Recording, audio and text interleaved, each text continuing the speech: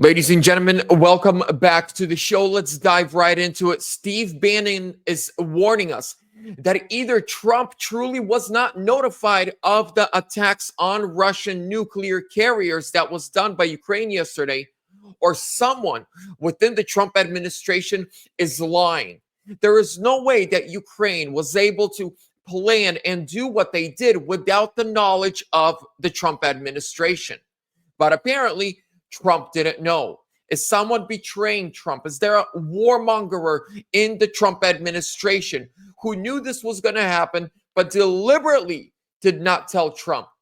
Or are the Ukrainians so advanced and so good now at fighting that they are using our weapons to strike deep within Russian territory and no one knows? We're going to get right into all of that. But do me a huge favor. Smash that thumbs up. Subscribe, leave me a comment. Where are you tuning in from today?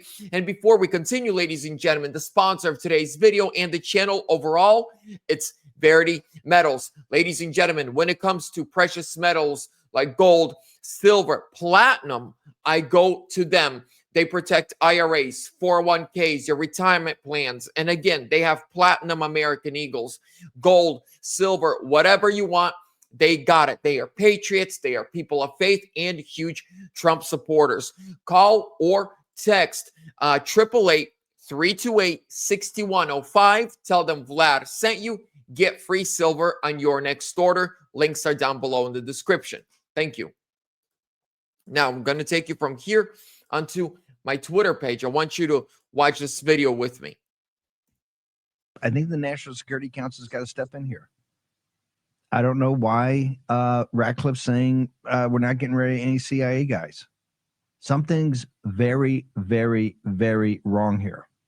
Either number one, if the White House didn't have a heads up, that to me should be, you should condemn this attack today. You should say we're pulling all support today. And you should tell Lindsey Graham, get on a plane here, dude, and get back and stop stirring the pot. Okay. And you should put a notice to the guys in the Senate. We're already the big beautiful bill, you know, and you're talking a lot of smack over the Senate. We're going to cut. Do not add any money, because this is what Lindsey Graham's saying. The House and the Senate are going to add big dollars for Ukraine. Not happening. We should, if we did not know about it, and let's take that as his face. If they didn't give us a heads up on it, that's dragging us in it. They did a strike 3,000 miles into Russia. As we said last week, when Mert said, oh, we got, you know, the ability to hit deep, we got sign of America supports that. There was no verification of that. I don't believe. I never saw any official verification of that. So I think, where's Lindsey Graham? Just 2 days before Ukraine hit Russian nuclear bomb carriers, Lindsey Graham was in Kyiv, chilling with the warmongers, the globalists, the Satan-worshipping freaks like Zelensky. And he was standing there and threatening Russia. This is not our war. This is not America's war. This is not even Europe's war. Ukraine is not a member of the European Union. They are not part of the European Parliament. They are not part of NATO. The only contracts they have, real, like, strategic contracts, is with Russia. Trump is doing all he can to stop this war and prevent death and destruction. But the globalists don't want to stop. Zelensky does not want to stop. I'm not even sure if Putin wants to stop. If my nuclear bombers were hit like that, all peace deals are off the table. We're fighting. We're fighting it out. And I said this yesterday, and I'll say it again for those who didn't watch my report yesterday, but here's where I stand. Not our war. What Trump should do is call all the NATO and European leaders and say, if you help Ukraine with another penny, we will leave NATO today. Let them go fight it out. And if Ukraine wins, Ukraine takes all of Russia. And if Russia wins, Russia takes all of Ukraine. Let them fight it out one-on-one. No assistance, no help.